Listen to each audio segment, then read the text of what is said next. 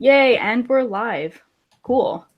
It feels quite it kind of feels nostalgic because it's our last one for now. It's not really nostalgia though.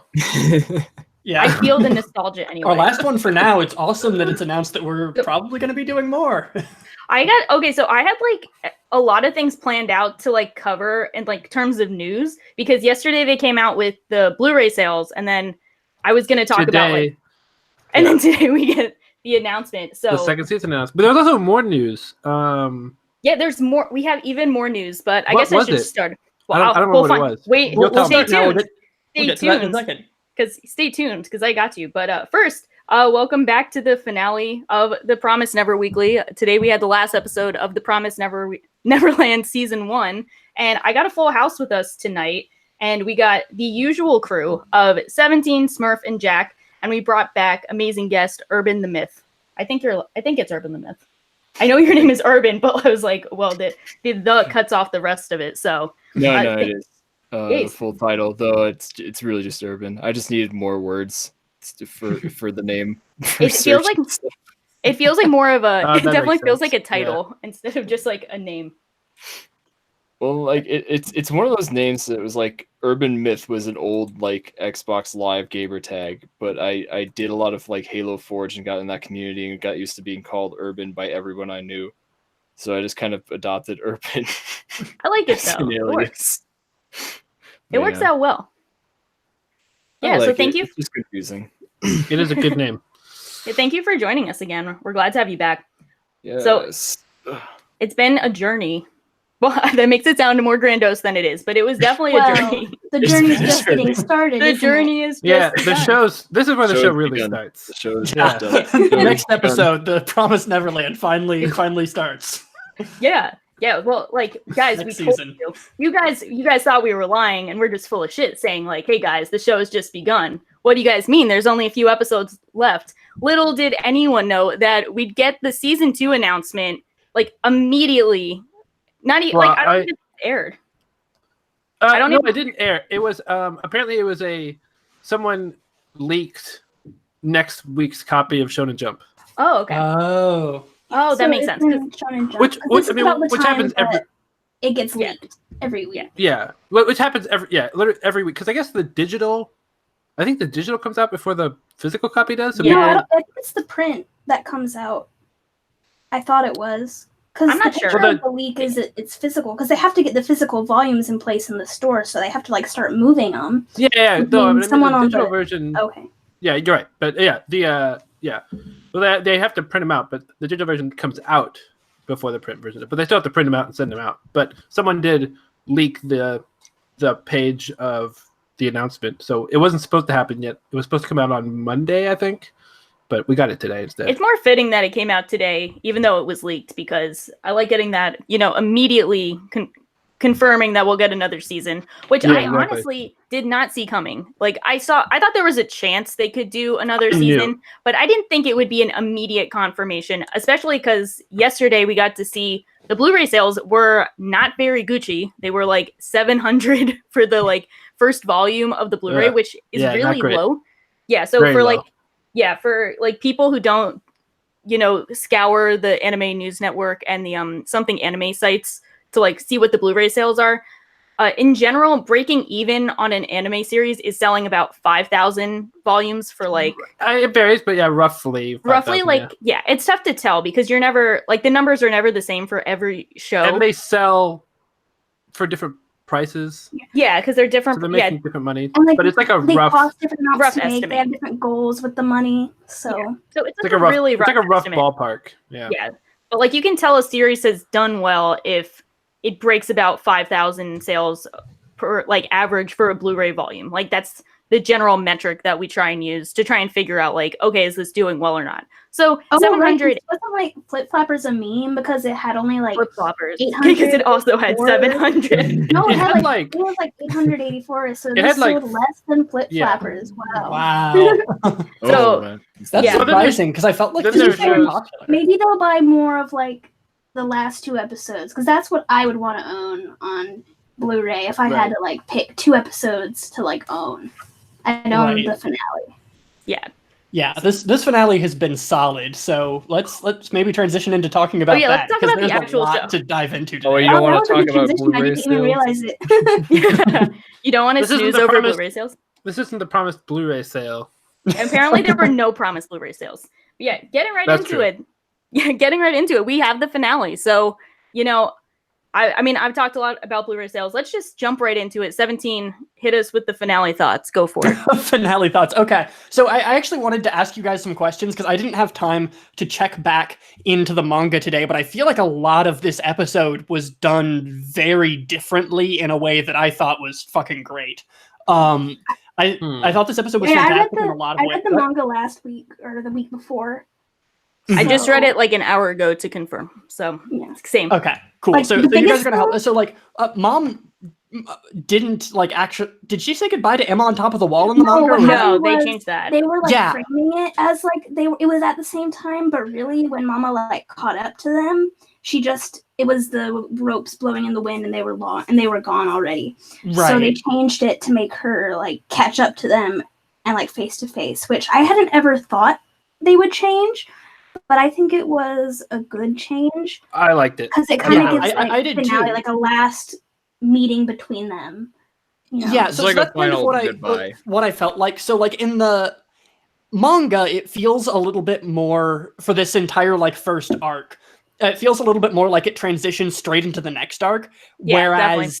in the anime, the way they did that and having like kind of that goodbye for Mama, like all of that stuff makes this arc feel even more like a complete story, which it already did to me.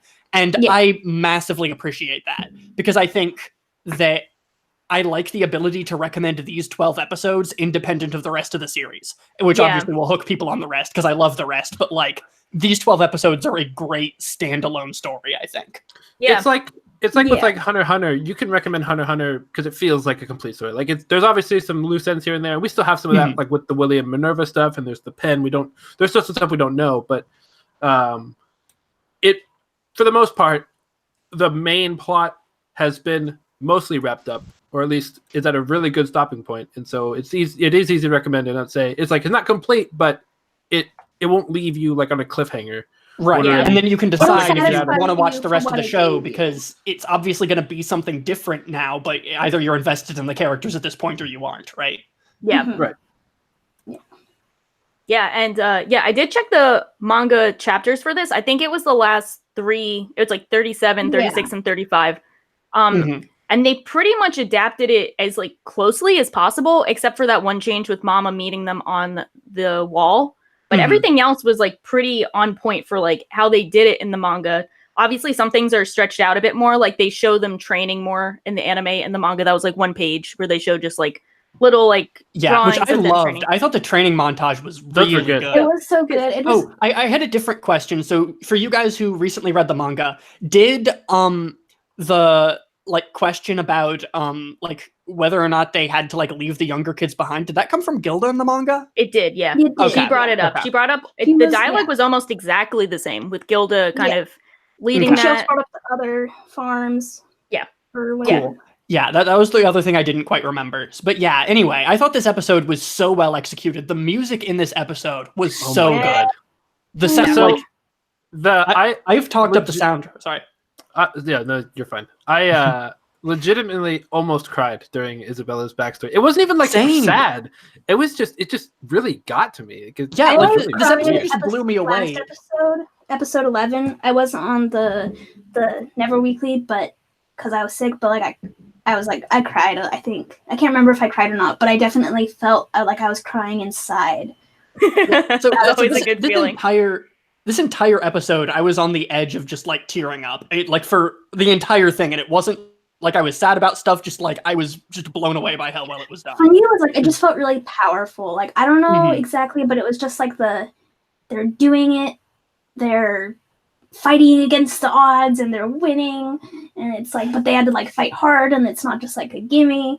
And it was like, I don't know, it was just felt really very- good. It wasn't like cathartic, but it felt like everything was very well earned. Like I felt like Uh-huh. they earned like very powerful emotions from everyone. And it's really not like clear-cut emotions, like there's a lot of bittersweetness throughout where, they're saying goodbye to their home and they're embarking on a scary new beginning on a scary new journey, but like they have to do it. And then like they're saying goodbye to like half of their family because, you know, we got the big reveal that was kind of hinted at the end of last episode that was pretty obvious that they left the younger half of the children behind, and under the leadership of Phil, which we all knew Phil was the real leader of the prizes.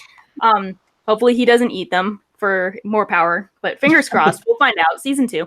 But like, you know, we have that solution to the ultimate problem of like, how do we save as many people as possible while still making a successful escape? And I love that solution so much because it just feels like a mixture of Emma, Ray, and Norman's, you know, different ideals and philosophies all coming together and forming the best compromise that works for everyone.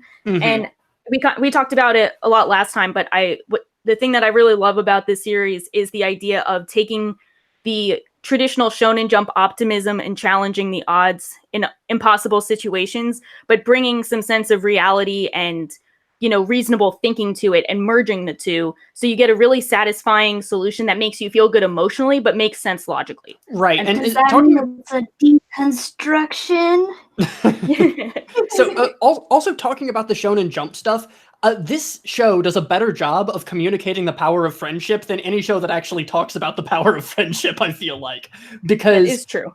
Because straight up, like, they don't have any like friendship rants or things like that, but rather than, you know, the protagonist solving all of the problems, everyone needed to be there for this to actually be executed. Like, especially like the older 5, right? Like, you have your main 3. You also needed Dawn for this to succeed. You needed Gilda for this to succeed. And all of the kids also had to pull through together to make it succeed too. Like, this is a show that genuinely would not have worked without teamwork, which I feel like is a rare thing to see in kind of like a shonen series. It's something where like all of these character strengths really come together, and all of those strengths coming together is the only reason that the characters actually manage to pull something off. Yeah, so Panic brings up a good point in chat. He said, it really blew my mind that their escape methods used shit that they've been doing in the background for several episodes all along. So like they have the two kids with like the water cannon, whatever you'd call it, like water rockets. Water bottle. The water rockets. And like, you know, like the soda and the Mentos, which makes me wonder how they did that on like the farm, you know, or how they even got the bottles, like, because it was always kind of like. But anyways, I'll let that slide because it doesn't matter as much. I can believe that somehow Mama snuck them soda bottles and they kept the bottles. Who cares? Yeah. Well, like I feel like they would just get toys here and there. I'm sure. Like they probably have like presents and stuff for like birthdays or whatever. That's what I assumed. I don't know. Yeah, probably. Yeah, I feel they could be, and they can do some like chemical reaction or something. Like they're doing SATs every day. They could figure out how to make some bubbles. But some bubbles. That's all it takes to. That's what it takes. Who would win, an army of demons or some bubbles? some bubble boys. Some bubble boys. Yeah, I like how they did that, and they showed that like the escape method could not have happened if it was only Emma, Norman, and Ray. Like this needed so many different kids.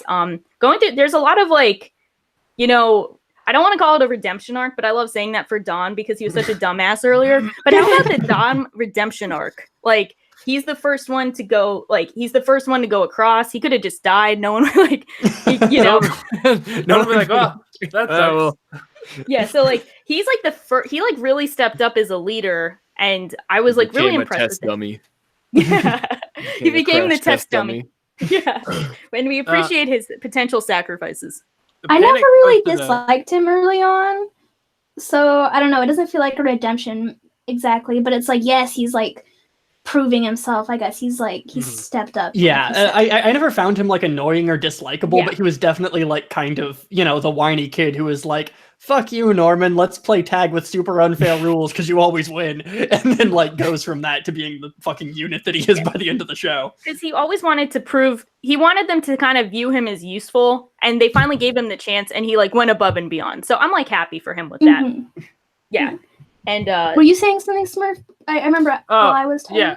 Yeah. I was going to mention when you guys were talking about Don being the first one to go across. It reminded me right before, like shortly before we went live, Panic posted a Photoshop in the Neverland channel in the Discord, and it was Pathfinder from Apex, but with Don's face. That was the funniest thing. Yeah, we've gotten a lot of like really good memes from this. Some expected, mostly unexpected. So I guess you got to go into like Phil, the absolute unit. Everyone was like, "What is Phil gonna do next episode?" They thought he was gonna be like the destroyer of worlds. He was the traitor all along. He was gonna single-handedly take down the demons. Yeah, he was gonna do everything. But what did you guys think of what happens? What is Phil? Like, go into the what is Phil? What is Phil? I feel like that's the question we all ask ourselves. Also, like Phil, like Emma's like, "Yo, this is what's going down," and Phil's like, "Exactly as I expected." Like, all according to Kaikaku that I expected. Yeah, but like it was kind of cool because we had like hints that Phil was really smart, but like he had been overhearing and seeing things from the beginning. So it kind of like I mean, it doesn't make sense that he's like, oh yeah, as I predicted, like, no fam, no. He's like he's like those anime only. He's like those anime only watchers. Yeah, he's like 4 and like those anime only watchers who saw the first episode and like, oh yeah, I knew it was demons. Like, okay. I'm calling bull on both of those for Phil and the anime only. The people who are like, yeah, the twist was really predictable. It's like you thought demons were eating the children? That's what you thought? Really? I don't believe you. Yeah, you saw that from the game of tag. You knew the demons were gonna pop up. So, just like Phil. At the same time, he says, "Oh, I knew it," but then like you realize it's still kind of hitting him like what it really is because he didn't. Right. He didn't know actually it, know, but he knew something. He didn't know. He just knew something was happening. Yeah. Like he didn't know it was demons specifically, but he knew like he knew some shit. My friends are leaving, and none of them are sending letters back. Like, I don't think that they're happy out there. Or maybe he wasn't sure if they were okay, but he knew that they were being lied to. So I think that also makes it powerful when like he cries because it's like, yeah, he kind of knew something was up, but at the same time, he's still like finally learning this like dark truth, and he's like 4 years old. Yeah, right. Yeah. Ray didn't even learn about his true embryo powers until he was 6. So this is like this is pretty early on. Wait, yeah, Senris just said, but does Phil have magic fetus memory? Checkmate. Yeah, you know, but it took him 2 more years to activate his fetus memory stand. What if Phil has that? We just don't know that. So see, Phil is this powerful without fetus memory. Like, come on. Yeah. Think about that. Think about it that way.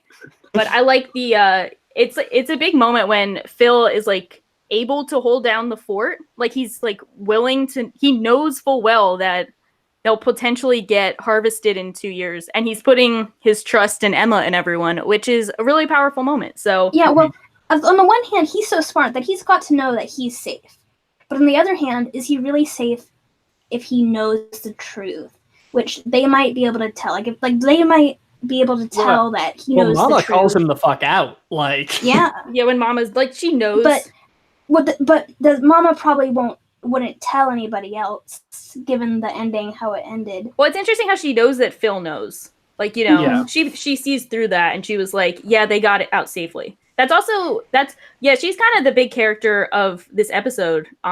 If we don't have any film memes, do we? Oh, we have plenty of film memes. Oh yeah. We want Mama memes. Mama memes. Everyone in the chat is saying how much they want to smash Mama. So I think that's like about relatable. Jack said it first. Never forget. But she had a really big episode, and I kind of anticipated that they were when she took her hair down. I mean, that wasn't in the manga either. But I found it was like I felt like it was good symbolism. No, she was cute. Oh, you're talking about that. Sorry, I was getting at that. She does look good. No, that too. She did look really great. Yeah, so she had a big moment. We got to see the full Mama backstory, which I think we could anticipate most of. I mean, like we knew that she was like a farm kid. We knew that she got up on the wall somehow, and her method of getting on the wall was way better than Norman's. Yeah, Norman's got to sit down. Hers was a lot cooler, and I like how she was like fucking Tarzan swinging up onto George of the Jungle, like just like when you swing a swing and then like you jump out of the swing and like you fly a little bit, and your parents tell you not to because you're gonna break your leg.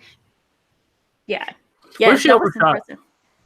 Oh boy! Well, did you see how thick that wall was? It was like pretty thick with 2 seats. A 2-lane road. Not wrong though. A very plump wall. Yeah. Wait, not for long. So did you say the wall's not thick for long? Wait, what?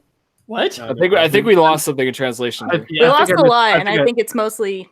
I think I just misheard something. I feel like I've lost a lot through all this. Mostly everyone just being like, I'd smash Mama, which I understandable. And she's definitely like, I support it. I support everyone in their endeavors. Hey, would you rather they try and smash the kids? Like, that's all. Well, this leads into someone said that they're like, what happened to all those suspect Ray Isabella ships? And I was like, I think they're just gonna feel even happier now knowing this reveal. I don't think this will stop. I was dying when we were talking about toxic ships and someone said like Ray Isabella, and I was like, God damn, spoilers, that's fucked up. Yeah. Yeah. Anyway. Yeah, I like this. This is a good take on it. Chris in chat said, when she let her hair down, it symbolized her mental freedom because she just witnessed her kids do something she thought was impossible. Yeah, and because they finally escaped, it's like she knows that like she doesn't need to, because she's always been doing this to survive. But she knows that after they've escaped, there's no way she's surviving. Yeah, I mean, it's like, so she's like, okay, she doesn't have to. She's free to kind of do what she actually wants to do without having to worry about surviving anymore. That's why she like lets them go, because she's like, well, I'm dead anyways, so might as well help them out because I'm a human too. Yeah, I feel like it was a really cool moment because I thought all along that Mama was just kind of doing the best she could in her situation. Like she'd clearly given up on escaping. She just kind of like was like she just merged into the system and she was just going along and doing the best she could do to survive given the circumstances. And I think she genuinely thought that she was trying to give the kids the best lives they could have within the 12 years that they would be living. Like you could tell that because wasn't she like raising really good kids? So her method of raising them let them live longer.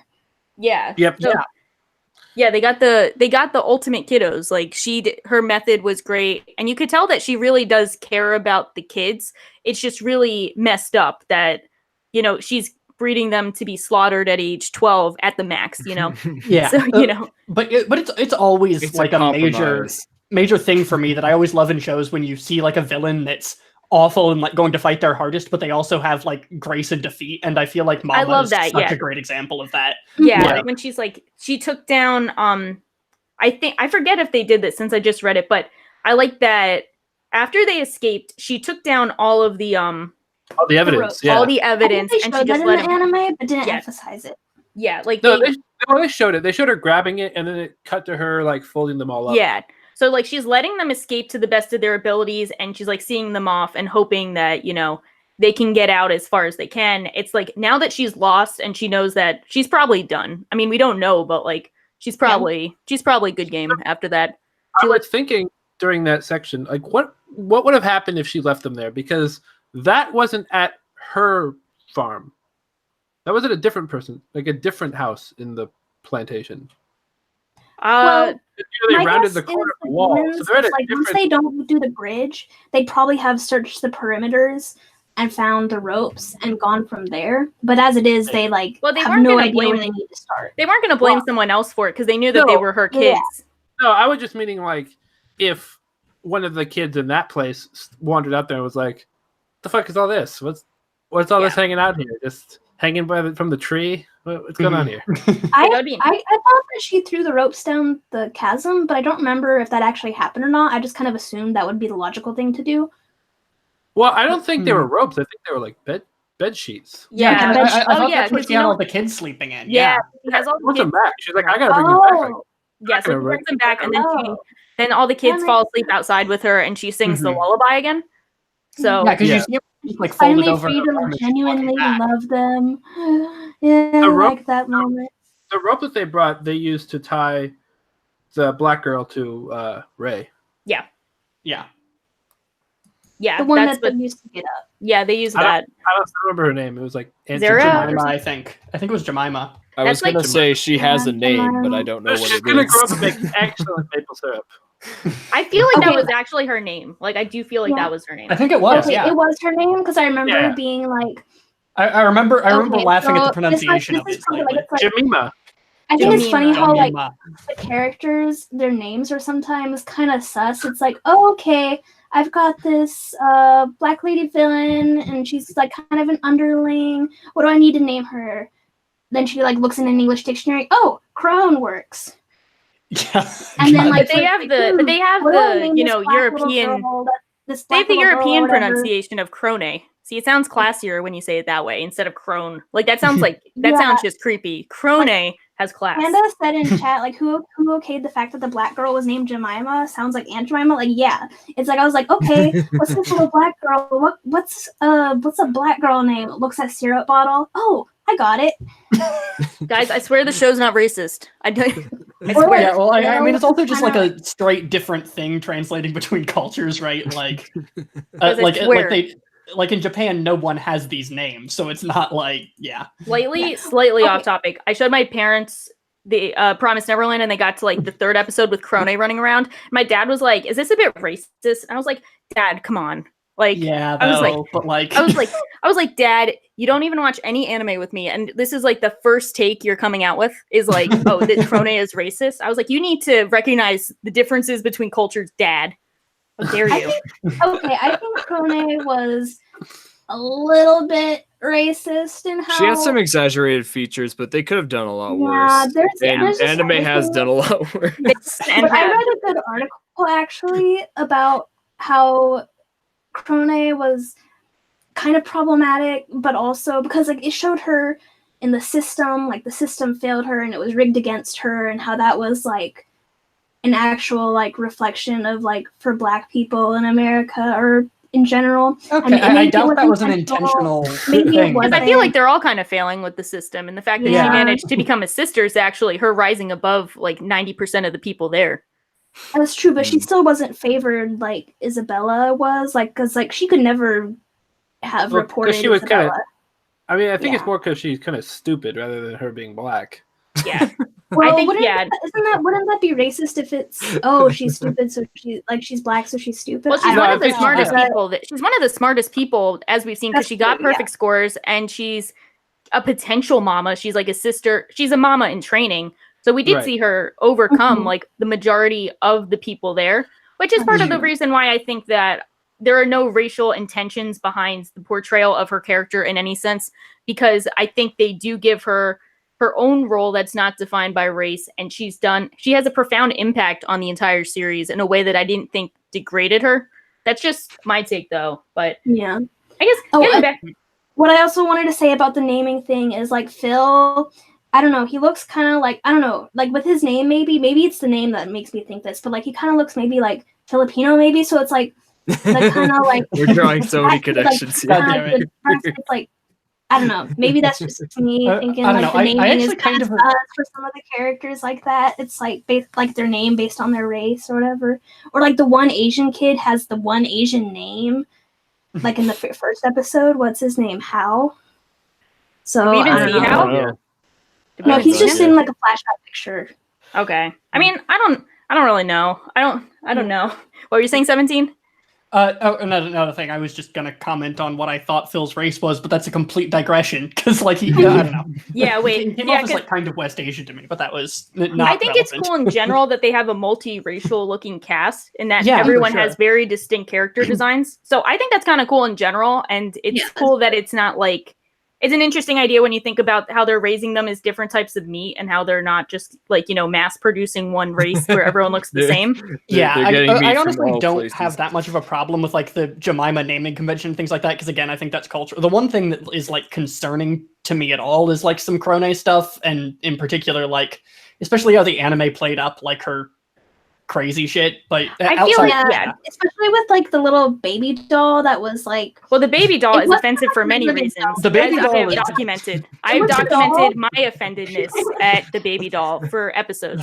So I'm glad that didn't make an appearance because I'm tired of Yeah. that shit. Yeah. But getting back on brand to this episode, which actually Yeah. didn't have Crone. It didn't have the surprisingly. baby doll either. It didn't have the baby It doll. didn't have- Automatic best yeah. episode. That'd be hilarious if it did though. Just, brought it you back think in a it's gone, you flashback. think it's done, and then it comes back. That's what happened last episode. I thought we were done and they showed it again. And I was like, we're just, one step forward, 2 steps back. We're still here with the doll. And it keeps doing the same shit with the eyes and the head thing. So thank God the doll is dead.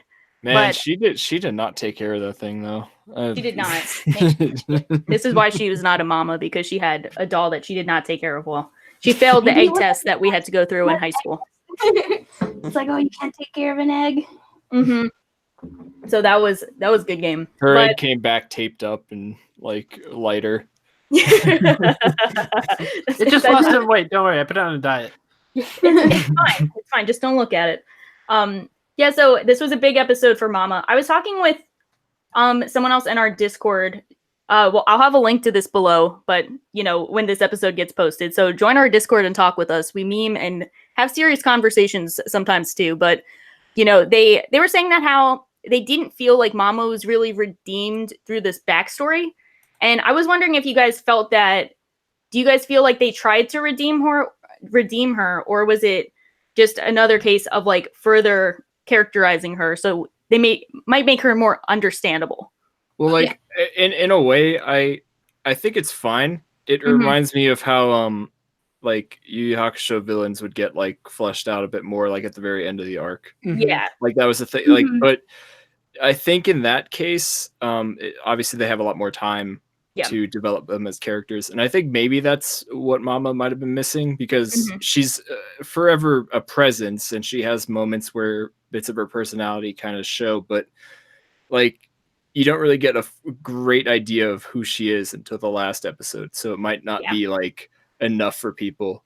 Yeah, well, you know what I mean? For me, I don't think Mama ever came off as redeemed. I felt like you were supposed to empathize with Mama but not agree with her in any sense. Like, like you're supposed to understand the past that led someone who may have been a good person at one point to become like Mama, but I don't think you're supposed to be like, oh yeah, Mama was like fucking just looking out for these kids all along in her own way, which she was, but it's still fucked up. Like, you have to add the like asterisk of it's still fucked up. Like you can't be like Mama did nothing wrong. Mama unironically is good. Like you can't look past what she's done. No, you were supposed to empathize with how she became a villain, not see her as not a villain at the end. You shouldn't be I didn't see her as I didn't see her as redeemed as much as like closing her character arc and showing you how she got to be that way, especially since there wasn't internal narratives from her, so this was showing you that yes, she's human, she's not black and white evil, she's not brainwashed, this is just her trying to survive like they are, but she didn't have the resources that they did. Like the position she's in, she was conditioned to be there because she failed to fight against that system. Yeah, and she's proud of the kids for moving on, which is actually a good character moment for her. I think that's the actual like best thing in her whole sympathetic redemption arc. It's just that she accepted that they moved on. I thought that was good. Yeah, I can say this now as a manga reader. She's not my favorite character now, but for this entire arc, Mama is my favorite character.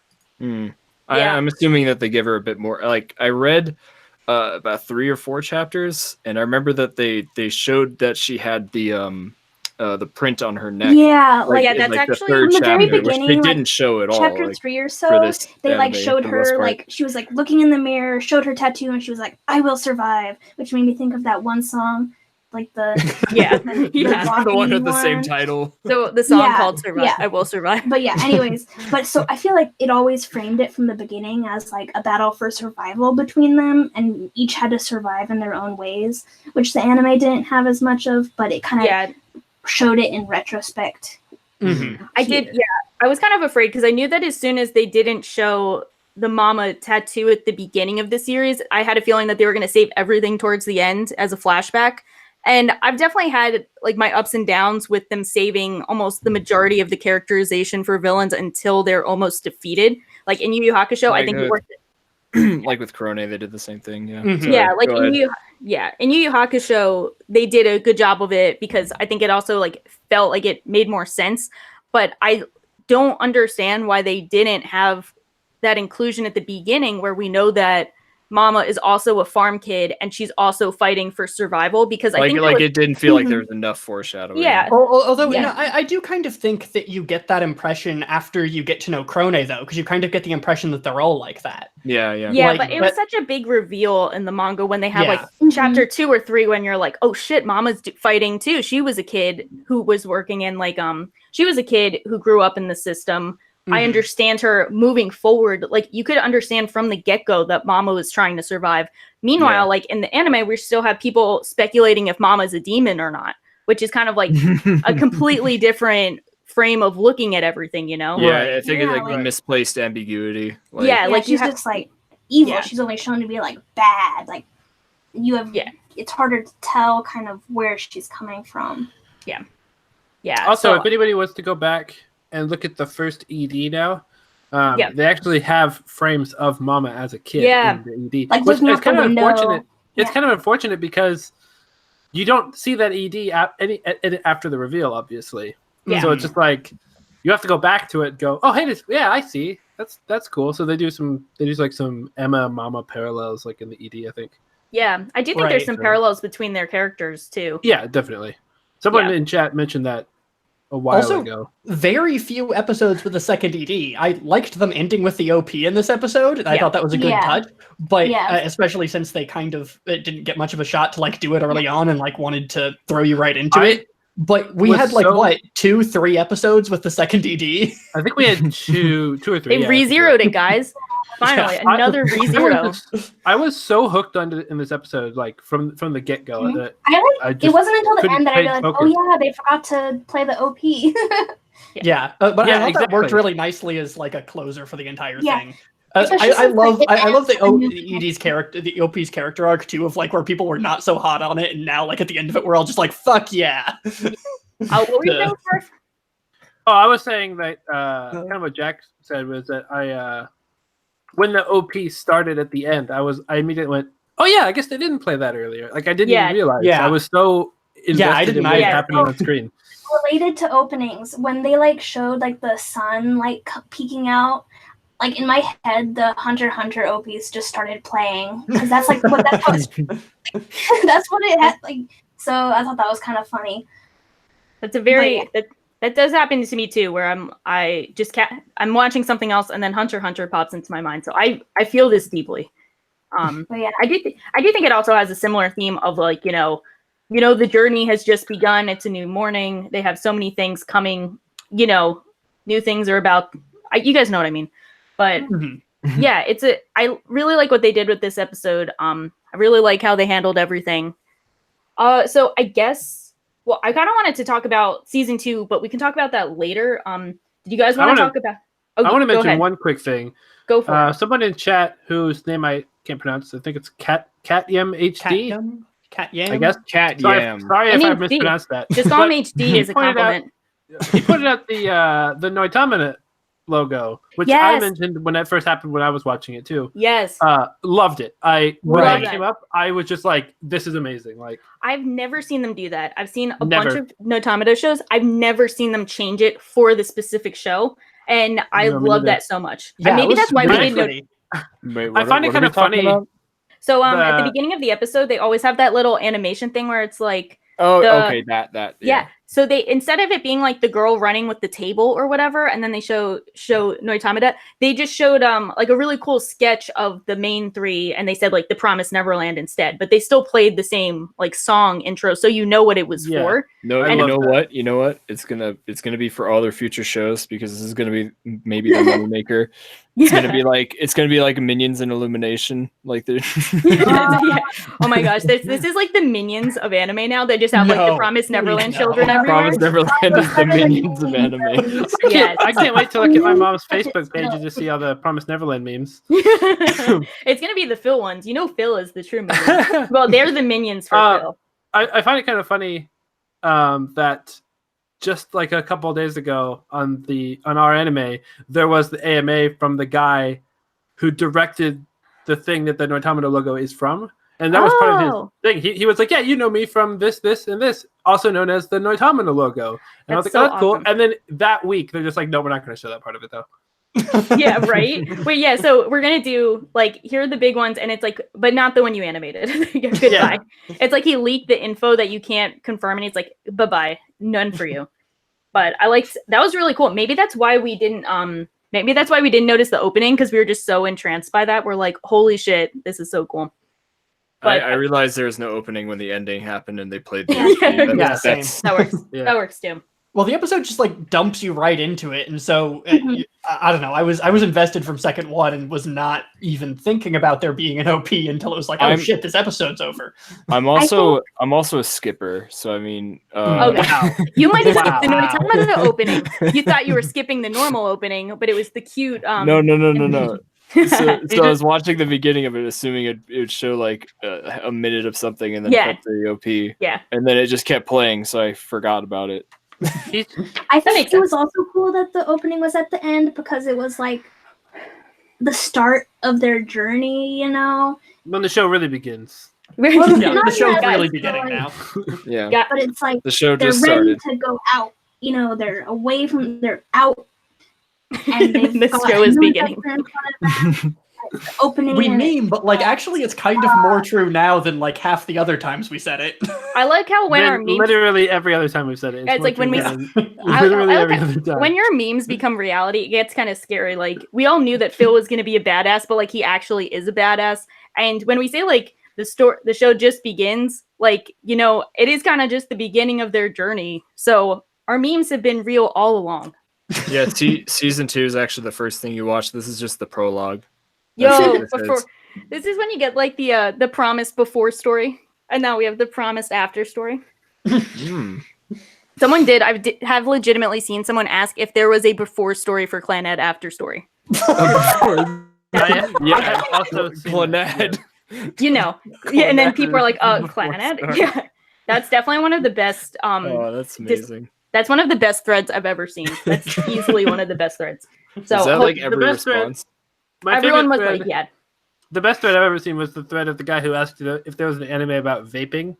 That was a good one. And the top comment was just no, because anime is not for losers. So. I feel like we all took a win with that one. That's really funny, actually. That's a good one. That's pretty good. I guess so I wanted to say like a few things about season 2, but did you guys want to talk about what you thought of the series overall? Because we're at the end of the prologue. Yeah, I can say I thought it was great. They did a fantastic job adapting it. I've actually been really annoyed seeing all the comments of people like it was just a half-assed adaptation, and it's like, what the fuck are you talking about? Yeah, I thought it was I've seen half-assed adaptations. That's not this. Thank you. Like, have you ever watched anime before in your entire life? Like, what is wrong with you? Some of them might not have. This to is be not. fair. This is not like Juji Ito collection. A better question. This isn't Grand Blue. Have they read the source for? Is this their first time being a source reader? It might. I think it honestly. I think like unironically, like besides our dabbing on the haters, like I think some people this might unironically be their first anime, like their first manga, and then their first anime adaptation of a manga. Because I have seen a bunch of people on the Promised Neverland subreddit who were like, they didn't know what to expect. Like some of them didn't even know that it was like commonplace for female VAs to play young boy characters. Oh yes, I remember Yeah. you sending those to me. Yeah, people are like, oh, that's stupid that they're gonna have Maria Issei play Ray. Right. Yeah. Him too. Yeah, they were like, they were saying like, why would they have females play like young boys? And I was like, let me welcome. Let me give you the short Pokemon list. Or Fairly Odd Parents? Have you ever watched any cartoon? No, that Dragon Ball Z show. You know, all of the, and then just listing like tons of shows that have females voicing younger boy characters. So I think for some people it really was their first adaptation. But even some people who it wasn't their first adaptation, I think there's definitely a group of people who were disappointed. But then I think there were also a group of people, mostly like us, like who were like pretty content with it. Like we're still good with it. Like I think we all were on the same page of like, this wasn't the perfect adaptation, but it still managed to be a very good adaptation. Right. I can point to things they could have done better, but I was not disappointed at all. Yeah, exactly. And that's sort of the thing, right? Where I can point to things that I'm like, I wish they wouldn't have done that. I wish they would have done this better. But then I can also point to other things and I'm like, wow, had you just adapted the manga frame for frame, this would have been worse. You made this scene work for anime in a way it wouldn't have otherwise, or in some cases even made some things better. So for me, this is all I could ask for in an adaptation, even though I could technically ask for more. But like, you know. Yeah. But I know that Urban has been a bit more critical of it, and I always find it interesting because I think you always have like really fair points for it. And since we haven't been like barraging you with questions each week with them. So like, what did you think overall? Okay, so the positives, I think the last 3 episodes are the best episodes of the series by far. It has the most going on with the characters, in my opinion. Also, just the most actually happening, and yeah, like I think my biggest issues with the show is just there's so many like little things in the details that took me out of it, and it made it really hard to like get fully invested. I feel like there's just like the tension that builds up through the show. Like when I watch it, I'm like, well, they don't really have anything to worry about because they're just yelling in rooms, right? Like nobody's called them out on that at all. Yeah. So it's like I feel like they don't have to change their way of life that much when discussing plans. Like obviously they have to change their way of life to escape, but it never felt like there was a immediate threat at any time. And it made like the scenes where it's trying to build tension. I just kind of felt like, well, like for what reason? You know? Right. Because I feel like their biggest enemy is time, which is like it's not an immediate thing. It's just it's an overhead looming thing. Some of those that's definitely a thing that I think we've talked about even as manga readers. Was like sometimes like just talking loudly was like really it seemed like really strange, and also like adapting it to. Like in anime, obviously, it has to. Like there's a lot you can assume when reading a manga. Where in anime, exactly, a good way to say it. Yeah, you can assume that everything's going quickly, or that there's a lot of gaps or whatever. Yeah, exactly. That's basically what I'm trying to say. So. Yeah, I think because I know a lot of people out there are the type of source readers where if they don't do like a 1-to-1 adaptation, it's not as good for them. And I feel like or if they do a 1-to-1 adaptation, they don't realize that that's what they wanted and they're disappointed. Yeah. And I'm definitely not in that boat because I think you have to fundamentally make changes when going to a different medium. But for me, the gripes have always been, are they making changes that are fundamentally going against like the point of the series in terms of like tension, characterization, or like, you know, just the point. And I think the talking out loud in rooms in a series about kids trying to outthink and out-scheme, you know, adults and the system fundamentally breaks immersion and is like a big problem. I think that's like the biggest problem, and it makes them look dumber. Like they look dumb in that moment, and I'm supposed to be thinking that they're really smart. The 2 changes that really broke my immersion were exactly that. The kids talking loudly and then the fucking doll scenes. The dolls, those 2 changes in the adaptation were the things that I felt like took me out and were bad calls. Pretty much every other change they made in adaptation I thought was mostly good. You can the doll was a bad call, just straight up. And that's the thing and I can't speak about adaptation at all. I've only read the first 2 chapters. But you're kind of like confirming, like, that's kind of like, I feel like you're validating my complaints, so I appreciate that. Because it's harder to say, right? Because we experienced it in the manga, and so we can't say which one is exactly better or worse. But if people who are just experiencing it from the anime are like, this is not that great, like that validates. Because it's like also you don't like we already know what they're trying to go for, so we can also be more forgiving because we can say something like, oh yeah, they're just supposed to be talking quietly even though they're screaming. But you're like, why are they screaming? That's stupid. Why are they doing that? That's like actually dumb. Well, and I think there's like a handful of other like little directing things that annoyed me. I think the direction is good overall. I think my favorite thing was they would frame shots from behind objects, and it would like crush them in the frame a bit, and it would make them look like they're being watched, and it made them look like they were trapped. It was like the most visually interesting thing in the show, in my opinion. But I mean, that being said, I didn't really find it visually interesting most of the time. No, that was another complaint. I don't think it looked bad by any means. I mean, it looked pretty good, especially for. I felt like quality-wise, I think that's what the issue was. It's just it's in the middle. Like it's just it feels very bland a lot of the time, particularly with the backgrounds. Yeah, it was like a very weird mix of like.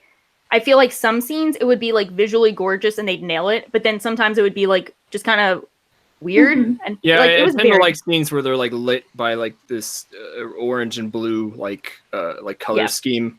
I like scenes that were lit like that, where the background wasn't in focus and you could see the character animations like where they actually put a lot of the work in. Like I think back to the first episode and they had that character animation for when Norman and Emma discover like Connie's body, and then they're like hiding under the truck, and that was like really cool and helped make it terrifying. But then most of it is kind of like just really bland, like just kind of there. Yeah, and then by contrast, you have like the scene of like Norman walking down the hallway, which I thought was really great to kind of like space things out and get into his head. But I think really the thing that got us about like about I like that, what like, it is in concept, but yeah, it's kind of tough because it does feel awkward sometimes. Like I don't think like sometimes they do those cool directing moves or like cool cinematography, and it's like half the time it feels like intentional cool things, and then the other half it might be like a bit clumsy. So I definitely feel like it's a bit of a mixed bag. I feel that. Yeah. So I think that's really fair because I think those all make sense, and I would like agree to like varying degrees of like how much they bother me. Yeah, and so for me, what it comes down to is there were a few things that bugged me like early on and like towards the middle of the show in different ways, but ultimately they knocked it out of the park with the ending. This is overall a really good adaptation, so for me it's really good. Yeah. Yeah, I think episode 11 was my favorite episode. Yeah, same. For sure. It's like this episode was good and probably the second best in my opinion. But episode 11 was better. Yeah. I do think I thought that episode 12 was far and away the best episode of anime I've seen in 2019. That's damn. I fucking absolutely love like watching the show, watching episode 12, I was like, you know, it's just good. I feel like it's slightly lacking for the manga, so I'll probably give it a 9. I'm like, I feel pretty good about giving it a 9. And then after episode 12 ended, I'm just like, now I actually really have to think if it's a 9 or a 10. Right. That was really fucking good. You've got me thinking though of which Mob Psycho episode is the best of one season. One. Season 2, episode 1. The first episode is phenomenal. Yeah. But there's a couple others like the dream sequence episodes. So I like that one. I like that one a lot too. And That's then I also have like I also love a lot of like Dororo and Kaguya episodes, so it might be it's gonna be an interesting thing to like finish out the season because I feel like we'll have a lot of contenders for best episode of the season. I still feel faithful to episode 1 of this series. I do think is actually I think it might be my favorite, but I do like 11 and 12. But the reason episode 1 stands out to me so much is I've seen it at least 6 times after showing it to so many different people. And after seeing it 6 times, I still enjoy it. And I haven't gotten tired of it, which is... I mean, that's pretty good. Nice. It might be my second favorite first episode of anime after Death Parade. But it's like still... Yeah, it's really up there. I think it does a great job of hooking in the audience and like, you know, getting people invested in the series. Even my like super... like. You know, they mentioned them before. My like, my parents aren't. Your super racist dad. Yeah, my super. He was calling out the racism. He's super woke. My woke dad, who unironically falls asleep during most of the things I show him. Like he stayed awake for it, so I give him props for that. But that's my mom. Like we were watching some anime movie on Netflix, and it wasn't very good, but it was okay. But. And then she like fell asleep at the end, and I was like, "Mom, you don't even try." Mom, why don't you love me? Like, why do you do it?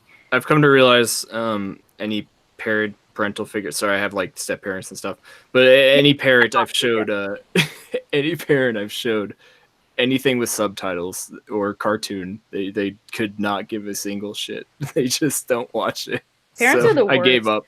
Well, it helps for me because my mom she's deaf in one ear, so I grew up with subtitles on TV. Just okay, that's interesting. My stepmom and dad actually watched it, and my mom is actually good with all my anime stuff because she also lived in Japan, so she's a real weeb. Oh, that's cool. Yeah, she doesn't actually like anime, but she's a weeb on the inside. Right. But yeah, so I think it's a good. I think this also, as you were saying earlier, 17. I think this show is like. So good is like a 12 episode just story like that there will be a continuation for, but it works so well on its own that I feel like this will be a new brand of like entry level anime to show people who might not be interested. That was in, like, the other news. Sorry. Yeah. You just reminded me. It's going to Toonami. That's the other news. Yeah. So I didn't see that. I'm excited about the dub because I've already like rewatched enough episodes. I've almost like rewatched it, been able to like put it as rewatch, but then I want to rewatch it with the dub again to see if it's like. Because I really hope they nail it, especially since I think they said April 14th was when it's going to be April on Toonami 14th with the dub, which is really soon. That's really soon for a that's dub like to come out. 2. That's crazy. How many weeks is that? It's like 2 weeks away. Damn, Yeah, that's awesome. Yeah, I'm excited because we can spread this further, like more far and wide now.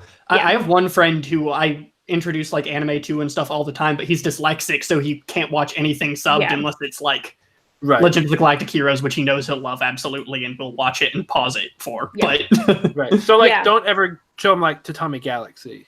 Yeah. Oh yeah. Yeah, exactly. That's a tough one. Yeah, it's really cool because it's like I feel like they've been doing a lot of like really bold moves really quickly. So I don't really know what kind of underground ring is promoting the Promised Neverland and just like, okay, we got to get the season 2 immediately. We got to get this on Toonami. We're going to dub this immediately. But best Illuminati though. It's like some Illuminati shit. Illuminati.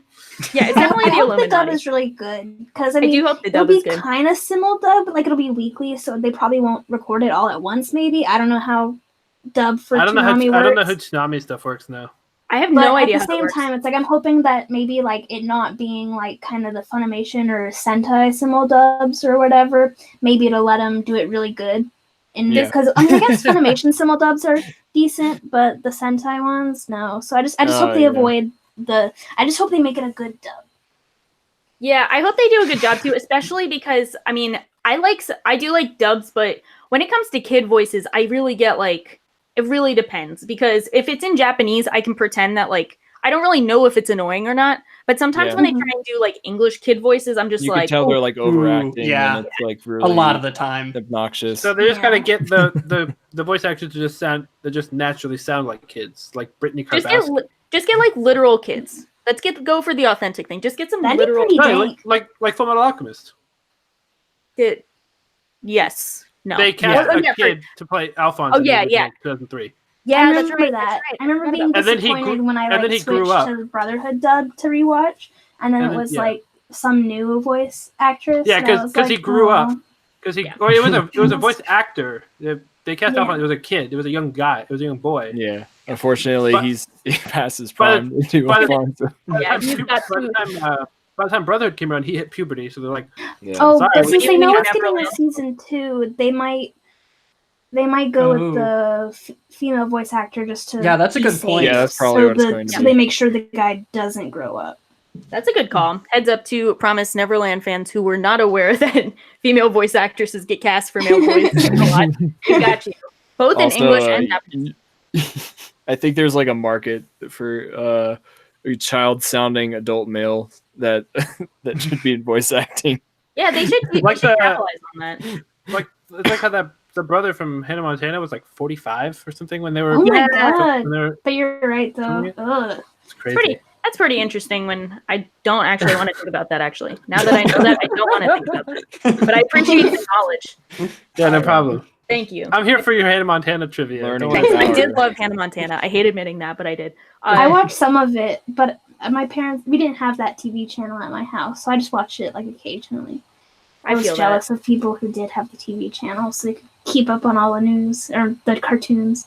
Not the cartoons. It wasn't even cartoons. That's the news for me. Whatever. Yeah, I felt that way about Yu-Gi-Oh as a kid because I had like friends who loved Yu-Gi-Oh, and my parents would like never let me watch it, and then I watched Yu-Gi-Oh when I was too old for it and was very disappointed. No, that's really sad actually. Yeah, but hopefully this is cool though because I like using Toonami as like the I mean at least the bar for what will be acceptable for a Western audience, like what will be appealing for them. Made it in the West, I guess. Yeah, I use Netflix and Toonami are the two where I'm like, okay, they can show these to a wider Western casual audience. anime fans, I would say. Yeah. I hope that once it's done airing on Toonami, they put it on Netflix because there wasn't any sort of exclusivity deals with the broadcasting because it was on like every platform or most platforms. So hopefully, once it's all dubbed, it'll be on Netflix too, and that'll be cool. That would be really cool if they put it on Netflix. I would be down with that. Even though, are there any shows that are on Crunchyroll and Netflix? Hunter x Hunter. Oh yeah, that's right. Oh, Hunter x Hunter. I haven't forgot about that JoJo's one. on Netflix now. Am I JoJo. Yes, season 1 is on Netflix. 2012 got added like within the last couple weeks. Okay, I gotta convince more people to watch JoJo. And subbed and dubbed on Netflix. Yeah, too. Awesome. And then I think you gotta hear Johnny Young Bosch's Jonathan, which is really strange. Full And the Metal guy who plays Alchemist. number uno from Kids Next Door is Yeah, Joseph. number one. Yeah, Ben Diskin is Joseph. Honestly, that really fucks with me because Joseph is so hot, and I can't think of number one Are you? Hold number uno. on. Hold on. Wait a second. Are you saying number one isn't hot?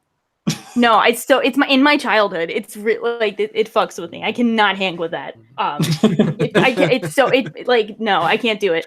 But yeah, so that's on Netflix. I'm hoping it'll get on Netflix because I do think it's the type of show that can be on Netflix, and I think it has an audience for Netflix. I think it's cool. Yeah. I think it does too, mostly because Death Note's on Death Netflix. Note. Yeah, Do it Death with Note's the thing where extremely like, oh, you popular. like Death Note? Watch Promised Neverland. Do you guys now. think? Well, okay, I want to hear from Urban because we're all biased. Do you think that this would you're like would it be accepted in the casual West? Yes. Like I think so because I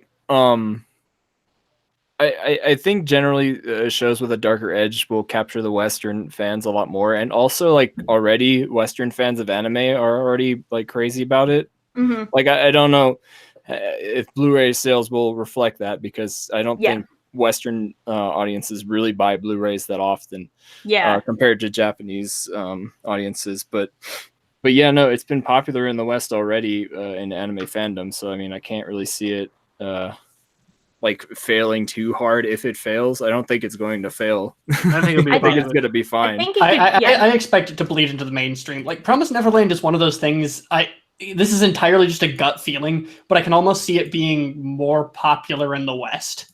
It's also just like a popular Shonen Jump. More popular than in Japan? I don't know. It's pretty popular already. Like if you look at like what's the cover page, it feels like it's One Piece and Neverland are kind of like arguing it like for the first page in the table of contents. They're not that close, but they're close. Oh. Nothing is close. That's what I feel like I always see. Yeah. That's what I always see. So like the manga sales came out last week. We mentioned it on Neverweekly, but like Promised Neverland was second place in manga sales. Now One Piece was like 5 times the amount in first. Right. That's just gonna happen. But Promised Neverland still sold a lot, like on its own. Yeah, it's got at least over 10 million sales after. Damn. Yeah, it came out in like 2015, I think. Don't quote me on that. 16. 16. Okay, so it does like really well. Besides Blu-ray sales, like besides that, maybe it'll bounce back. Who knows? But I don't know. So I feel like it can be popular in both. But I am happy to see that it seems like they're definitely trying to push it. Like I like it. I like when I see Crunchyroll and other sites try to push series that they think will be successful. I just hate when they happen to be like Ancient Magic Black Clover or Black Clover. Like I just hate when they suck. Like I like seeing the effort, but I want it to be towards things I like and think will be more. This one's worth. I'm glad they're pushing this one. Yeah, like I'm glad Are they pushing it? I haven't really seen. Well, not Crunchyroll, but I mean putting them on Toonami, like that kind of thing. That kind of thing, and like second season immediately. Like they announced it as quickly as possible. Like second season, we already got the schedule. Like we already know what season it's going to be in. Like we're getting on top of that as soon as possible. So what season? When do you guys think season 2 is going to air? I think they said it was going to be in winter 2020. They just said, "Oh, I didn't see anything." I just saw 2020. So I thought they said winter 2020, but I might be. I'm not sure. I do think 20. I know 2020, but I'm not sure if it's confirmed winter. The 2020 date worries me for the potential quality of the anime. No, it's fine. Look at Boku no Hero. Yeah, that's bones. Yeah, we can use Boku no Hero as the standard of what every series will look like. Oof.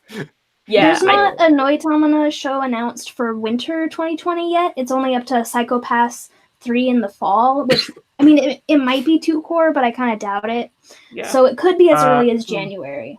But I think I'd be kind of surprised and maybe slightly alarmed if it was January. Yeah. I'm content if they can. I think they can pull it off for next. I think they could pull it off. I'm not sure, but they could. I think there's a chance. I'm hopeful in them because I feel like the fact that they're so like on the ball about like trying to get a second season out, like immediately announcing that, not even waiting to hear about the Blu-ray sales. Like they knew that this was going to be a thing. So I mean, the optimist in me wants to say that they really want to work on the project. So well, I mean, we do. we know that the manga sales have been really good since the anime started, so Yeah. I think that's kind of more important. And also, I just realized I don't think now that I think about it, I don't think it's going to be winter because it's probably going to be 2-core. It better be 2-core. I'll be really annoyed if it's not. We can talk about this. Is one thing. It's not a spoiler for like the content, but more of the tone. I said it's going to be completely different now, right? Yeah, exactly. Yeah. So one of the big things you guys might have heard about this. Yeah, you guys might have heard the manga readers talk about how like the first arc is the best, and then the other arcs are good, but not as good as the first arc. And, you know, we all I think we all kind of agree, but don't agree to varying different degrees of that. Like the first arc is probably the strongest hook, but we still enjoy the other arcs. But as you can imagine, like they escaped the farm. So now it's a whole different game and it's got to have like a whole different setup and tone. I actually think the way they've adapted the first arc of the anime without so many mind games and like, you know, internal thoughts will translate better to the content that comes later on than the manga did.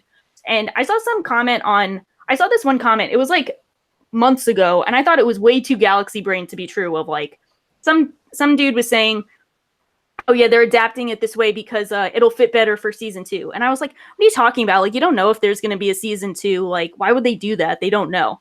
And now I feel like that person was actually the Illuminati who's been pushing this the whole time, and they knew the whole time.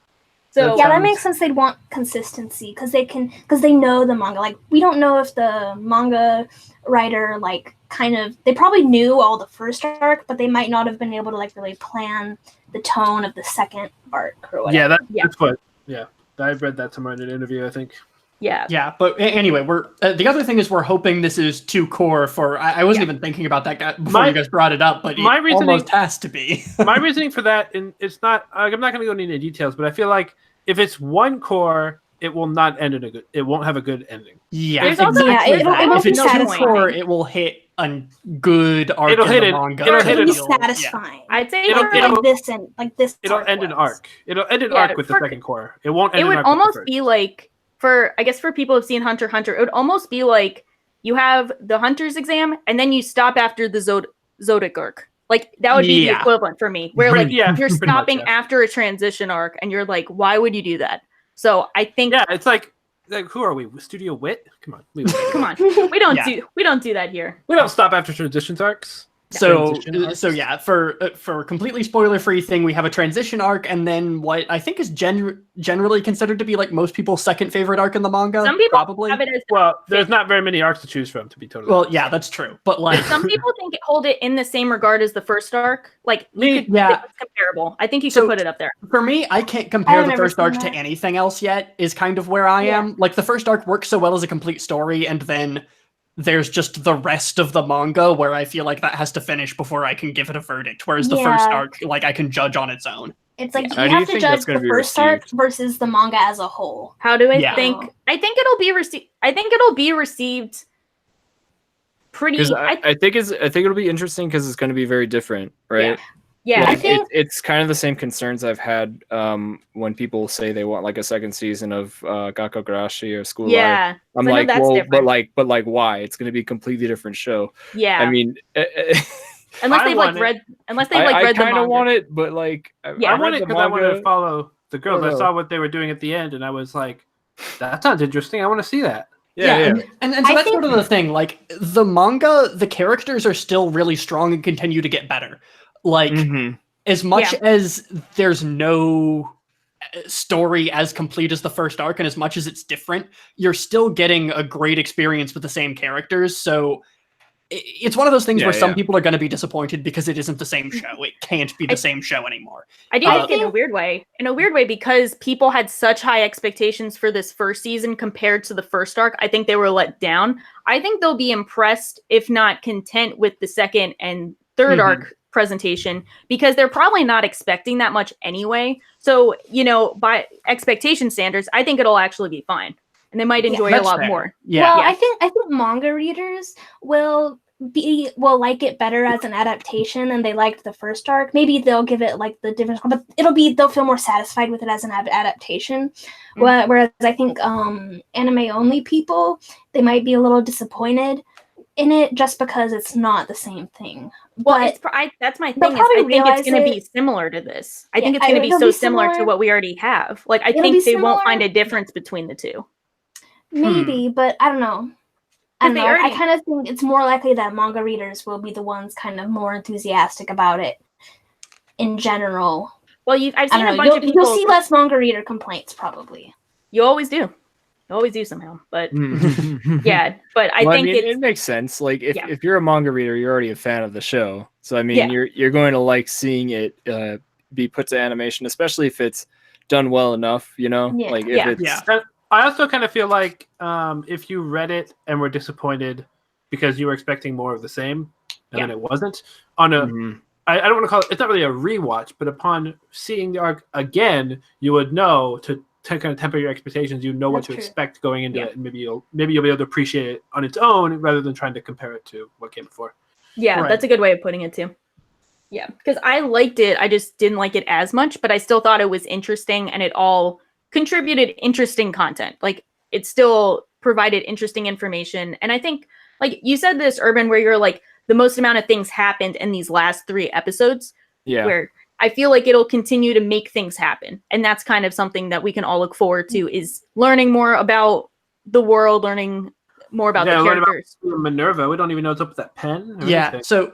So yeah, it's like, for me, the first arc of the manga was slow paced, but I loved it being slow paced. Whereas the rest of it, I think the pacing, it speeds up, in my opinion. Right.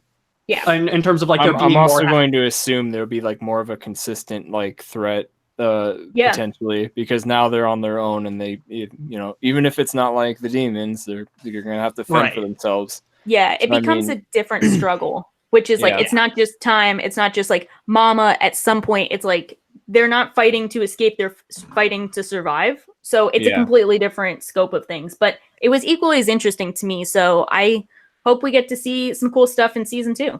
Well, I hope they do a good job with it. So yeah, for anyone who's just watched the anime or just like read this arc, I guess, like moving forward, expect something different, but also expect something that we all generally agree is pretty good, I think, from the manga readers, right? And if you want to read it right now, start with chapter 38.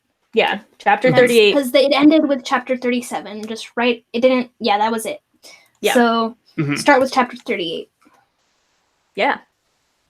Or read the whole thing, because read the whole thing if you want. If you really like this show, read the whole thing. Yeah, I mean, we obviously I'm likely going to just read the manga. I'll check out the second season when it airs, but there was I think that's a good call. There was a thing that they skipped where I loved. I can talk about it now because we know that they skipped it. It's not going to pop up later, but there was a thing where while Norman and Emma and all them were like planning something, it's like their internal thoughts of them planning stuff. Like, okay, we're going to do this, and then we're going to do this, and then we're going to do this, and then this, and then this.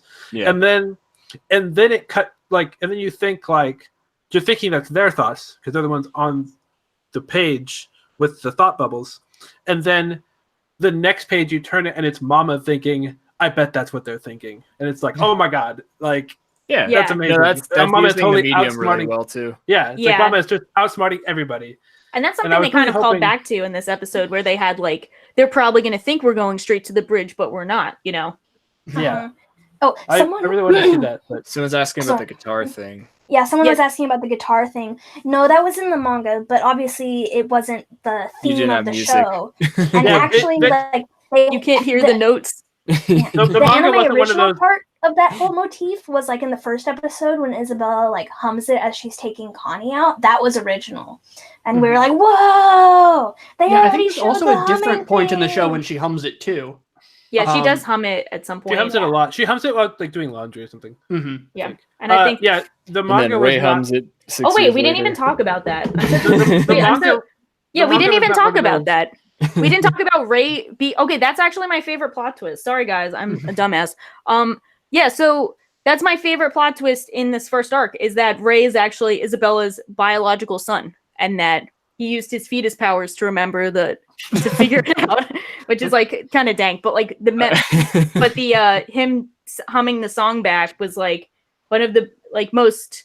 It was such a powerful moment. Like I just loved seeing that. But it was so sad when he asked like, "Oh, why was I born?" That's actually really an edgelord thing to ask too. Yeah, that's it was right. edgelord, but like I feel like justified edgelord. Oh, yeah. Because he's like totally justified edgelord. But I do like the justified edgelords. I love You that know, twist. I kind of agree. Like, I feel like at first I felt like the fetus power thing was like super like why a fetus? Why not like a baby where the brain's developed? Yeah. Just make up something for that. But I mean, now it's come full circle. It makes it doesn't make more sense. It's but kind of come full circle. Like it's almost it. like, okay, that's a neat thing, but like, what does that information do for us? Yeah, it was like, why is a fetus powered? But now we know why. I mean, I'm even like, oh wow, Ray was her son. That's crazy. But like, so what? Like, what does that have to do with? What does that do for us at all? I think it made their connection a lot more strong.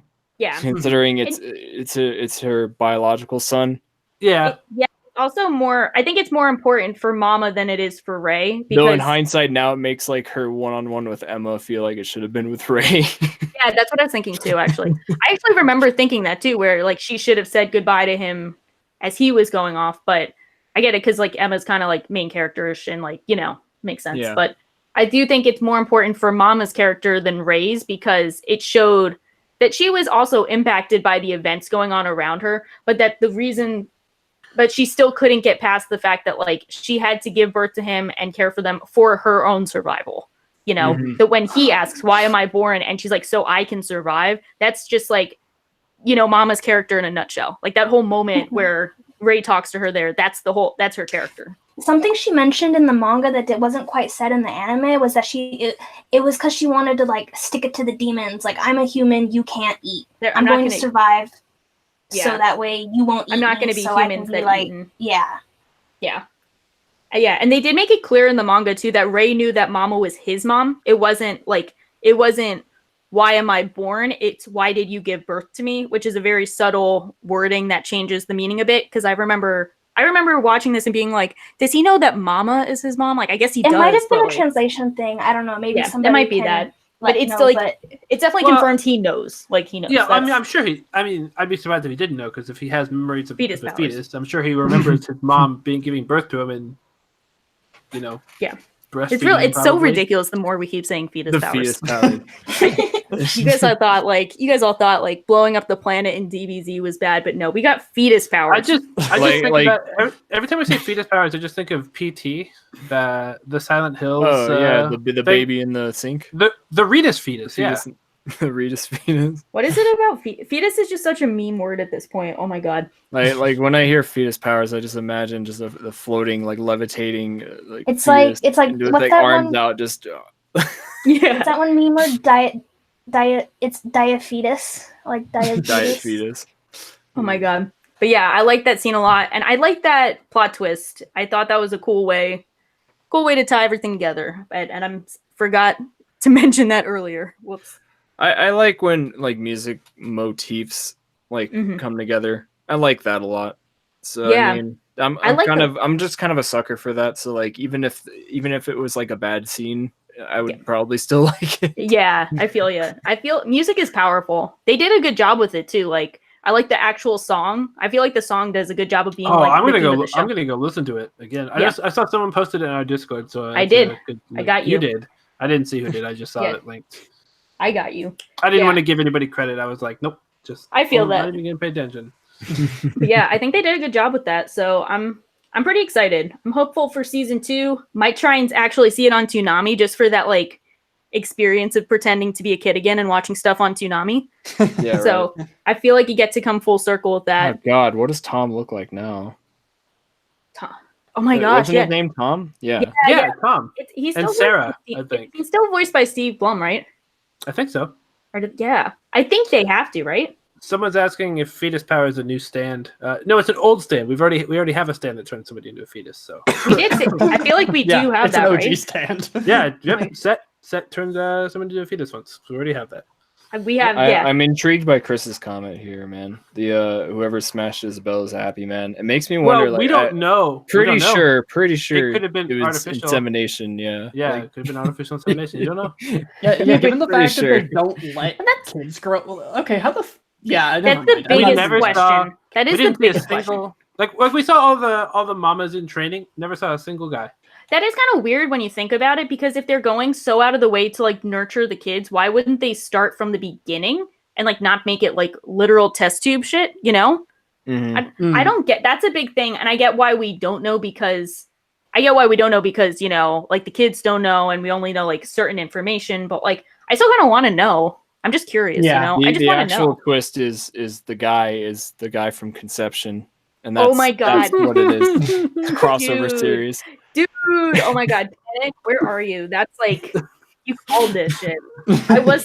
Do have that's like, that was groundbreaking. Conception started anime, and The Promised Neverland, and Rising of the Shield Hero. Like so many. Or it's like the guy from Big Order. But I haven't seen it, so I can't meme about No, it's that. not Big Order. There's a mild spoiler, although the show it's not really big. It's like episode 3 or something. There's this like priest. There's a shrine girl, Japanese shrine maiden. Yeah. That Japanese that shaman the main girls. character. That's it. That the main character meets up with, and she has like bunny ears. Like she's wearing like a. Like, oh, is it like I remember like this. a bunny suit? And she says, "Don't touch my ears, I'll get pregnant." And he's like, "Yeah, whatever." And he grabs her ears, and then just like instantly her belly is like, boom, 9 months pregnant. And it's like, what? You know, that's Rabbits not multiply fast. You don't even get the like pseudo porn aspect of conception. This is why Japan has a population crisis once again. We have some cool comments that one of them I want to ignore, that someone said, I'm worried it's some weird demon hentai stuff. I'm gonna ignore that. Thank you, HD. But you didn't. I know, but I had to like literally didn't ignore it. You brought it Would they attention want to to it. eat like half demon babies though? And think about it, like that's some Goblin Slayer shit, dude. And I'm then not if getting it's, into like, that. the demons. Okay, so that makes the kids a demon, but then the mamas are raised from the kids, so it's like that would just make demon babies eventually. So they can't do that. Yeah. If the demons are the ones. Anyway, Okay, someone else sorry to said make you think about that, Shaw. no, it's okay. I started this, but I just wanted to meme about ignoring things while reading it out loud. So I sunk my own grave with that one. But I actually had a response to you, but like I can't say that. Knowing how the story goes in the manga now, do you think the story is enough for season 2? I think it probably won't be enough content.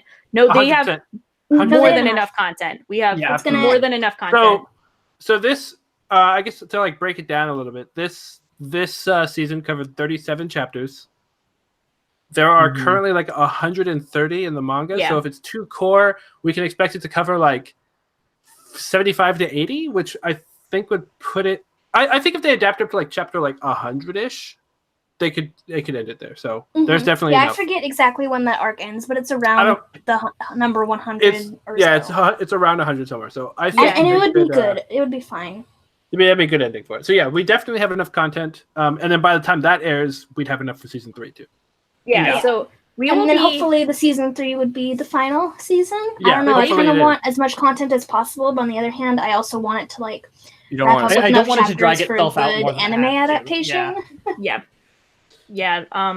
So we do have enough content. Probably more than enough content. And then in 15 years, it'll actually be competing with One Piece. We need more sub 100 episodes shown. Yeah, we need, in order to be the next Death Note, it needs to be below 50 episodes. Yeah. So then you can recommend it to people and they won't be like, oh, but it's like so many episodes. And you're like, but it's good. And then they say like, oh, but it's so many. And you're like, although that said, if we do want to recommend, if that does happen, we can just recommend the first 12 and get them hooked. Yeah, because honestly, it's like if they don't want to watch the second season, it's like, oh, you're lost, but like, you got the best part of it anyway. Unless the ending is even better than the first arc. I could imagine it being. I really actually like where the manga's at. I just feel like I can't judge it right now because it's so dependent on the rest. Yeah, exactly. I'm in the same boat. I actually didn't give the manga a 10 until one of the recent chapters, so so it's not to go full manga shill, but we've done like 12 episodes on shilling the series. Might as well go hard or go home. It's not a series where it's like it started off good and then it continuously got worse. There's still a lot of good stuff to come, so there's a lot to look forward to. Yeah, it's just that the first arc is a small, tight, complete story, whereas the rest of the manga is trying to tell a much bigger story. Yeah. Exactly. Yes. What is your like 10 range then for like manga? Just out of curiosity to like gauge. I'm so bad with because so like I'm so bad with manga in general because I try and judge them based on like how many times I was like reading the manga and I was impressed with content that was in the manga that I hadn't seen as an anime. Because I picked up the manga for like Hunter x Hunter, Full Metal Alchemist, Haikyuu, Gintama, and they've had amazing moments, but I didn't fall in love with them as manga. I fell in love with them as anime that I happened to continue as manga. So I try and judge it based on like which manga content is like really wowed me. So I'd say like my top 3 have been, well, I guess I'll do like top 4 is like Promise Neverland, Wodokoi, Kaguya, Sayonara Zetsubo Sensei, like those ones where they had like manga moments where I was like wowed by them. And I think it's one of those rare ones where the Promise Neverland's manga moments were so powerful that they left like a greater impact on me than the anime ones. So that's why it was like, that's why I give like that one a 10 compared to, you know, I think I still have like the Hunter x Hunter manga. I don't even think I rated it, but like, I guess the Hunter x Hunter manga at a 7. Well, I have it as a 9. I have it as like a 10 because I'm a fake fan. Have I rated any manga? I barely read manga. Hold on. I've read a lot of manga, or probably not as much as some people. Probably more than I have. Yeah, I've read a fair amount, so I kind of just judge it like anime, I guess. Yeah, like I mean, not in the same way exactly, but it's like I don't really have anything special for judging manga. Yeah, I don't. Literally, the only thing I've given a 10 to is Uzumaki. That's it. That's the only 10 I've given. Garashi? I like the anime a lot better than the manga. Like a lot better. Yeah, I still like the manga though. Yeah, like I feel you with that. For me, I've read a handful of manga, but my only 10s are JoJo and Promise Neverland. Nice. I don't think I have any manga as a 10 because I started I don't track anything other than anime. I just track anime because that's what the anime community does. Yes. You barely even track anime, and it bothers me. And so I track manga. Well, now I do. I've gotten back into it. So fuck off. I've legitimately guilt tripped you over it. Yeah. So I track manga for anime people. So I use the same rating system. I don't think, because I'm weird with giving out 10s, I don't think I have a single 10 manga. I just have like 9s and shit. No, that's how I was with anime for a while. Part 6 of 10, but I don't remember. No, I have that as a 9.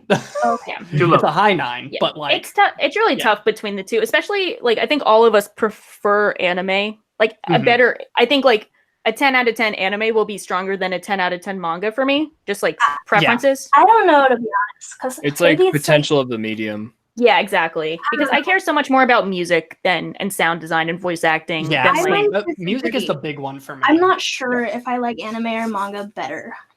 That's because you're woke, though. You're like, you actually read manga. I pretend to. I read some manga. I can say I'm probably going to, we're talking about JoJo Part 6, I'm probably going to like that a lot more in animation, even than I already do. So what's your vibe? Yeah. I'm like legit thinking about it and I can't decide, especially since like sometimes I just get in like a mood where I just like only read manga really. And then like right now I'm in a mood where like I'm only watching anime. So I mean I guess which I prefer kind of depends on my mood. Yeah. And the thing. And it's like sometimes it feels like I'd rather read a new manga than a new anime. Or sometimes the other way around. I don't know. It's hard to say, but I guess I'm the one on the fence here while you guys are all like, yeah, anime. And I'm like, but manga's good too. I do make more self-deprecating jokes about anime than manga though. So, you know, what do I really like when you think about it? Yeah, but right. Like, what are you going to say about manga? You can't like hate on manga that much. You can't be like, oh, another day of reading manga. And people will just be like, well, like, stop. But if you're like, another day of watching anime, they're like, oh, I'm sorry, fam. Wait, I don't understand that. But I think that's kind of... I think anime is more memeable. Yeah, exactly. Well, I always say because anime is more passive. You can just tune out of an anime and it'll keep going. But for manga, you have to actively read every word yourself. You have to turn the page yourself. You have to do everything yourself. But with anime, it's like being an intellectual. Manga's like less effort because I can like go at my own pace. I don't have to like pay attention. It makes literally no sense. I don't know. I don't know. Manga is easier for me to binge, but anime is easier for me to watch in general. I feel like. Yeah. Well, we got off topic real quick, but anyway. Way off topic. So back to the Promise Neverland. This is where the podcast really begins. We'll never. We're starting the podcast now, guys. But yeah, I think I said everything I could think of and more. Do you guys have? So it's finally time to start the podcast. It's now we're here. Let's just jump right into it. That's the best intro for anything. Yes. And outro. It's a fantastic intro. Yeah. So it's really cool. I'm like really thankful that we were able to do this series. Like especially thank you to everyone who like would shitpost and chat with us. It was so much fun to like read everything you guys would say and to have people like actually listening to us, because I know like, you know, people out there actually listen to us, but to see it happen in real time is kind of like, it's kind of weird to think about. So I really appreciate everyone. I wanted to say like, I appreciate everyone tuning in and continuously doing this for 12 weeks, because we had done 2 other weekly series and they have definitely not been as enjoyable as this one has been. So I'm excited to potentially do this again for season 2. And I'm thankful to especially Smurf, Jack, and 17 for constantly coming on, especially at the last minute with like me being like with me being yeah, you guys have all had really great comments. And especially we've also had a lot of amazing guests like Urban, obviously, like you've come on twice now. It's great to have you on. We had Jack is Boy. We had the Blake and Spencer podcast come on. They were really cool. They reached out to us and they were pretty cool. Yeah, I like listening to them. Yeah, they were really cool to have on. I feel like we have other guests that I'm forgetting about. My boy Darthnick, fucking Darthnick, the legend. Yeah, because they're like my friends, so I don't think about them as much. Moss friends was with here you once, guys. I think. Yeah, Moss can't. Yeah, I still want to but know what he thinks about all this. I kind of wanted to hear his like anime only. I wanted to Ask hear him. Fate have a mental breakdown. Yeah. But it was actually cool because we like unironically made friends along the way, like having Urban, Jack, and the new podcast. Like you guys are the friends we made along the way on this. So it was cool to like be able to collab with everyone and have like different opinions on it. It's just been really fun to do. So I appreciate everyone for being able to make it happen. And next season will be One Punch Man. Oh No. That would be dank. One pod man. One pod. It's just gonna be It's just one man. It's one person on a podcast. Guys, we're not gonna have now, a now I want to background. do that for a meme. I want to just have like a 1 episode live, like one pod man live stream where I just sit there and talk to myself until it feels too awkward. Yes, that would be my That would favorite. be pretty funny. Yeah. I'd watch that. I feel like it'd be pretty dank, but I feel like I'd get like embarrassed like relatively quickly because it would just be like I'm sitting here like live streaming and just like talking at people about a show that I'm like, I like this alright. You would just be sitting here like, you know, it looks like Genesis' arms are made out of the black matte material in Little Big Planet. Holy shit! I should just like write an entire script of dad jokes and live stream it. Like that's. I'd be excited for that. I'd be down for that. Yo, so speaking of next season, we got one Podman featuring 17. No one else. Literally no one else. No one else is allowed on based on the title. Oh, we also were like made this title The Promise Neverweekly because I thought that we would like flake on one of the weeks. So we did not flake. So I'm sorry. The promise finally starts now. Yeah, now we have no more weeks upon us until so not only does the show start, but our title makes sense now. The title has finally begun, just like our podcast. Because we have no more. It's never weekly until season 2. Until season 2. We can finally now actually promise that it was every week. Let's see, Isekai Quartet podcast weekly. That looks unironically yeah. dank. That looks pretty dank, actually. Oh, I don't know. Well, to me, I'll it just definitely looks look at it. Yeah. I'm okay. I'm only okay. It looks stupid, and I'm probably gonna hate it, but I'm gonna watch it just because I think the concept of that is like the best thing ever. So, if it's not Carnival Phantasm, I'm dead. I'm dead. The concept is that from their 4 shows, they all get isekai'd out of their own shows into a world together. So it's they're all getting double. They're all double isekai'd. Oh, that's fucking fantastic. Oh, that's awesome. Someone said to me, they're like, yo, this looks like really stupid. I was like, do you know the shows that are featured in this? Like, you can did this suddenly become stupid? Are you kidding me? Sorry, that wasn't meant to be a slay, but here we are. No, as a fan of Konosuba, I respect it. Yeah, because it's like purposely done. I also respect it. They're like dumb, like they're like lighthearted stuff. It's a cinematic universe. Yeah, especially ReZero. ReZero season 2. Can anyone do the witch noise? Oh. That's how I want to end the podcast. Is just the witch noise. What's the witch noise? Did you see in ReZero? I don't remember the witch noise from. It's whenever like something sound happens. effect that would always play when like creepy shit. Yeah. I don't remember that.